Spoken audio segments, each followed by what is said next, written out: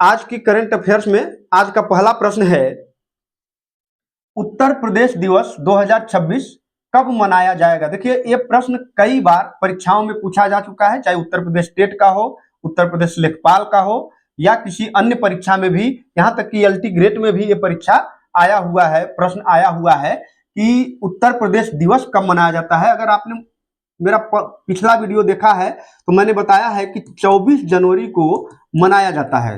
24 जनवरी को क्यों मनाया जाता है? क्योंकि 24 जनवरी 1950 को उत्तर प्रदेश का स्थापना दिवस है। उत्तर प्रदेश को स्थापना हुई थी किस दिन? 1950 को 24 जनवरी के दिन राज्य का दर्जा मिला था उत्तर प्रदेश को, तब से यह मनाया जा रहा है और 24 से 26 जनवरी के बीच इस साल का मनाया जाएगा। हर साल 24 से 26 जनवरी तक सांस्कृतिक और सरकारी कार्यक्रमों के साथ मनाया जाएगा। अब इससे कंफ्यूज नहीं होना है कि 26 जनवरी नहीं, 24 जनवरी को ही है इसका। अगर एग्जाम में आता है तो 24 जनवरी को आता है।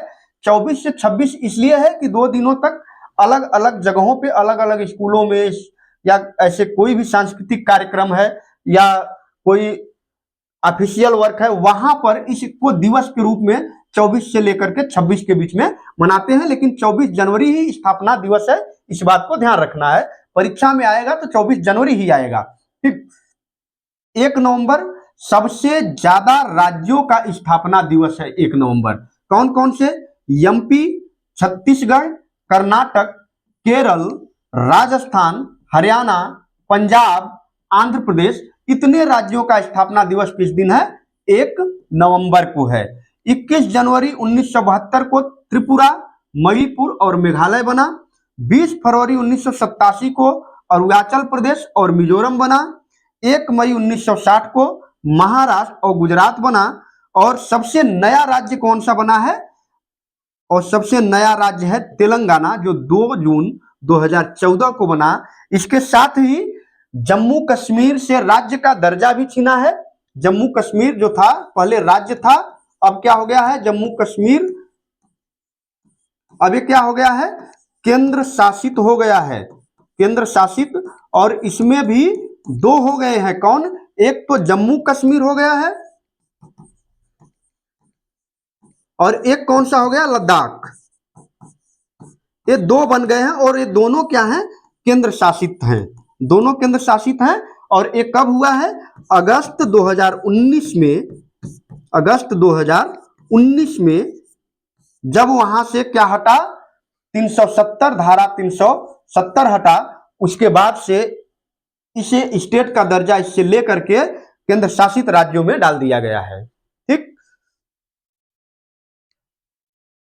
राष्ट्रीय मतदाता दिवस कब मनाया जाता है? 24 जनवरी, 25 जनवरी, 26 जनवरी, 30 जनवरी।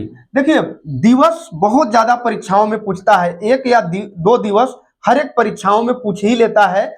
यहां तक कि यूपीएससी में भी पूछ लेता है, बस उसका फॉर्मेट चेंज कर देता है, वहां पे दूसरे तरीके से पूछता है, लेकिन पूछता जरूर है दिवसों को। तो ध्यान से देखना है। राष्ट्रीय मतदाता दिवस यह मनाया क्यों जाता है? राष्ट्रीय मतदाता दिवस, देखिए, जो मतदाता है, मतदाता को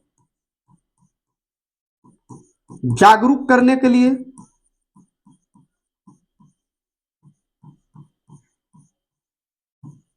जागरूकता के लिए पहला काम इसका क्या है? जागरूकता फैलाना।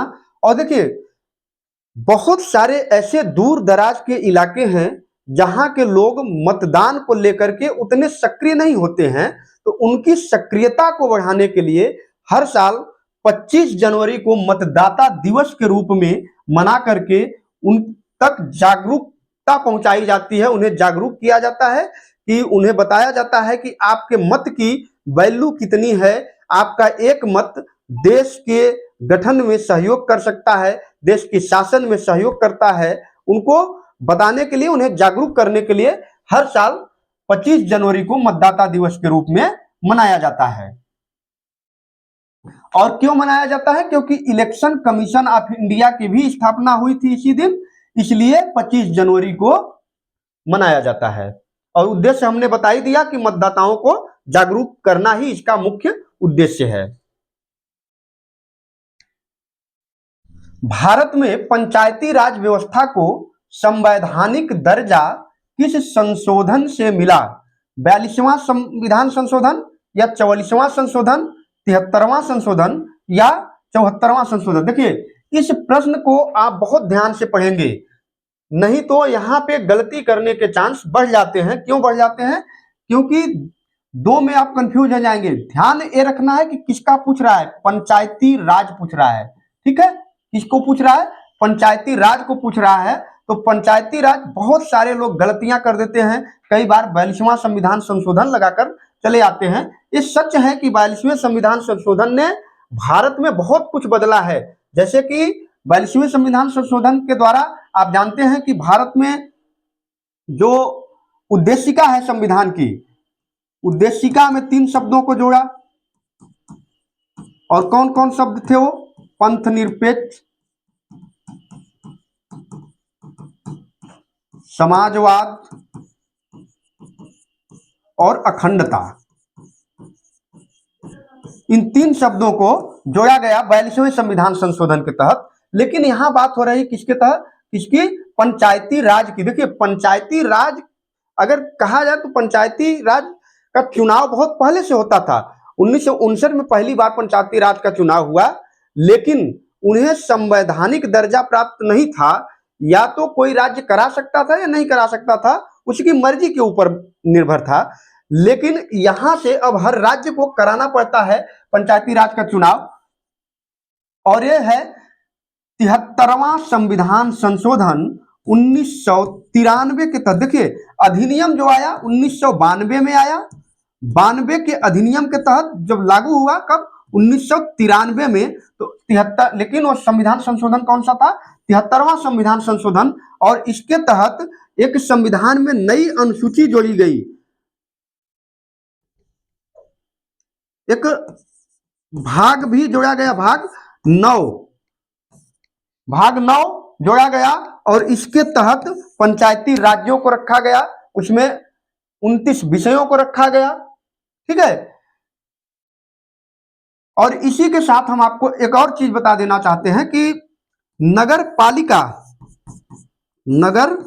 पालिका यानी कि नगरों की जो स्थानीय सरकारें हैं उनको संवैधानिक दर्जा कब मिला? वो है 74वां संविधान संशोधन। तिथि वही है, साल वही है 1993 में ही इसे भी दर्जा मिला है। नगरों में जैसे पंचायत का चुनाव जो होता है वो गांव में होता है, लेकिन नगरों में, महानगरों में किसका चुनाव होगा? नगर पालिका का चुनाव होगा। ये कौन सा हो जाएगा? 74वां हो जाएगा। 73वां किसके लिए है? 1992 के अधिनियम के द्वारा पंचायती राज के लिए। और 74वां किसके लिए है? नगर पालिका के लिए।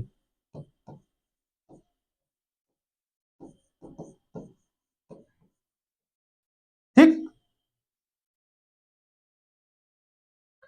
भारत का सबसे बड़ा सार्वजनिक क्षेत्र का बैंक कौन सा है? पीएनबी, पंजाब नेशनल बैंक, या बैंक ऑफ बड़ौदा, या केनरा बैंक, या स्टेट बैंक ऑफ इंडिया?